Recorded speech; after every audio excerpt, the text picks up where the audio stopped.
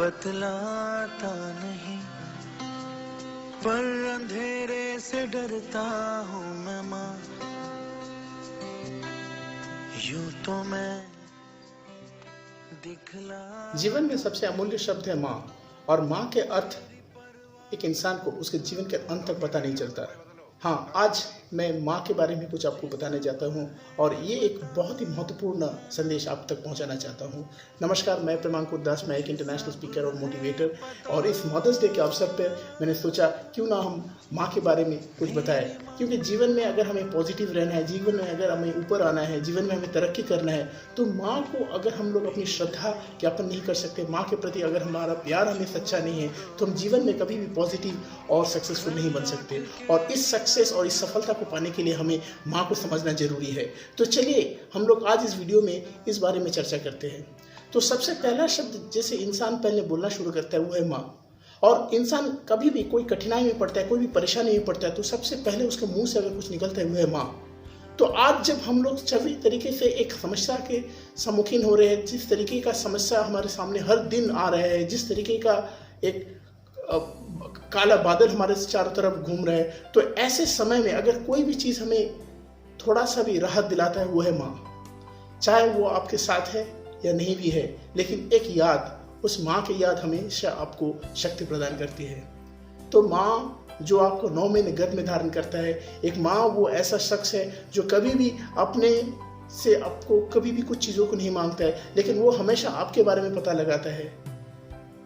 और आज इस भागदौड़ के जीवन में जब हमें थोड़ा सा भी फुर्सत नहीं है कि हम उस माँ के बारे में पता करें कि माँ तुम कैसे हो, लेकिन वो माँ कभी नहीं भूलती। एक बार भी अगर उसको फुर्सत मिले, बेटा तुम कैसे हो, तुमने खाया कि नहीं।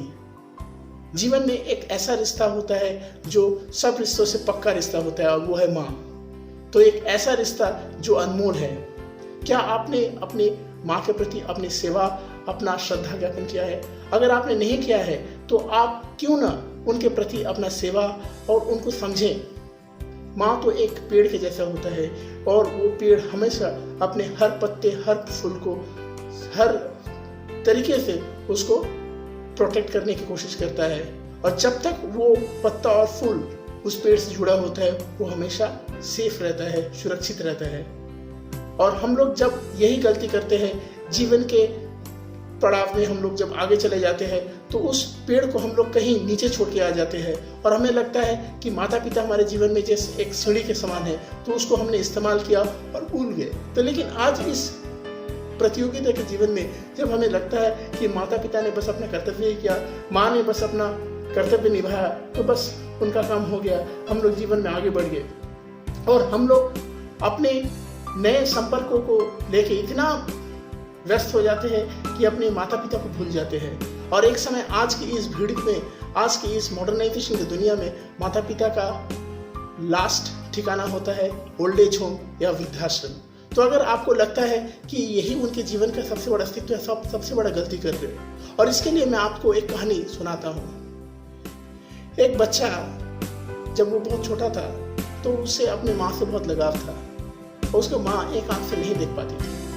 तो एक दिन क्या हुआ, वो बच्चा ने पूछा, माँ तुम्हारे एक आँख कहाँ गया? तो बच्चे ने बहुत उसने उत्सुकता से पूछा कि तुम्हारा आँख कहाँ गया? तो बच्चे को टालने के लिए माँ ने बोला कि बेटा मैं एक बार गिर गई, इसलिए मेरा एक आँख खराब हो गया। तो जैसे जैसे बच्चा बढ़ता गया, बच्चे के मन में एक प्रश्न हमेशा बना रहा कि हर इंसान का 2 आँख है, लेकिन मेरे माँ को एक आँख नहीं है। तो वो बहुत उसको हमेशा ये चीज़ को लेकर उसको खराब लगने लगा, और वो उस बात से इतना ज़्यादा डिस्टर्ब था कि वो अपने दोस्तों तक को भी अपने माँ को नहीं मिला था।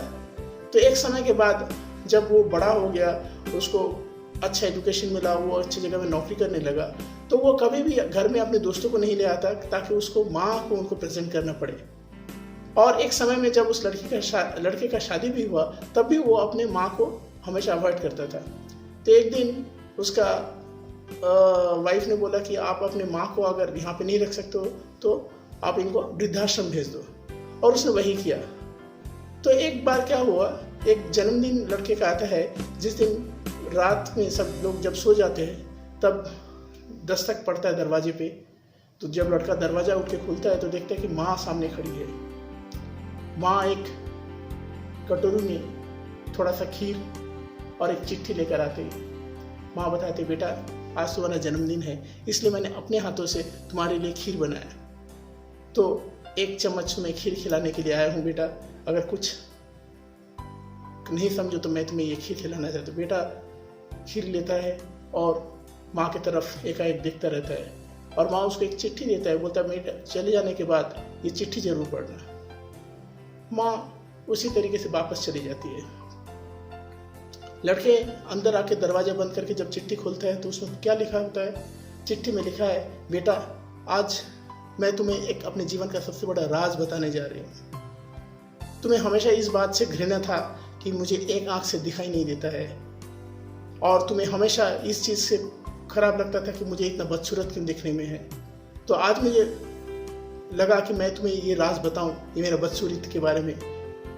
बेटा तुम जब 6 महीने के थे तब एक दिन तुम खेलते खेलते गिर गए और खिलौना तुम्हारा आँख में आके छुपी, और इतना तरीके से तुम्हारा आँख घायल हो गया कि तुम्हारा आँख को चेंज करना पड़ा। इसलिए डॉक्टर के पास हम लोग ले गए, तो डॉक्टर ने बताया कि तुम्हारा आँख पूरी तरीके से खराब हो गया। तब मेरे पास कोई और चारा नहीं था, तो डॉक्टर को मैंने इमीडिएटली बोला कि आप मेरा आँख अपने बच्चों को दे दें। तो जब वो सिचुएशन था तब उस समय मैंने नहीं सोचा कि मुझे नहीं कैसे देखने में होगा, तो बच्चे के आंखों से इमीडिएटली आंसू आने लगा, क्योंकि वो सारा जीवन अपने माँ को कोसता रहा क्योंकि उसको बदसूरत देखने में है। एक माँ बदसूरत हो सकती है लेकिन बुरी नहीं हो सकती है। लड़का कुसंतान हो सकता है, माँ कभी कुमाता नहीं हो सकता है। तो आइए इस मदर्स डे पे, इस मातृ दिवस में हम लोग ये शपथ लें कि हम लोग अपना कर्तव्य को ना भूलें। हमारे जीवन में सबसे बड़ा दर्जा माता पिता का होता है। हम लोग चाहे कितना भी वेस्टर्नाइज हो जाए, कितना भी मॉडर्नाइज हो जाए, अपनी माता को कभी ना भूलें। तो इस वाक्य के साथ मैं अपना वीडियो समाप्त करता हूँ। माता वो शख्स है जिसको जाहिर करने के लिए शब्द भी काफ़ी नहीं है। माता वो समुंदर है जिसके दिल में इतने सारे दुख है, लेकिन कभी भी वो अपने संतान को प्रकट नहीं करती है। माता वो शख्स है जो कभी भी अपने लिए दुनिया से कुछ नहीं मांगती है, वो हमेशा अपनी संतान के लिए, अपनी बच्चों के लिए सुरक्षा और उनका सुख मांगती है। धन्यवाद।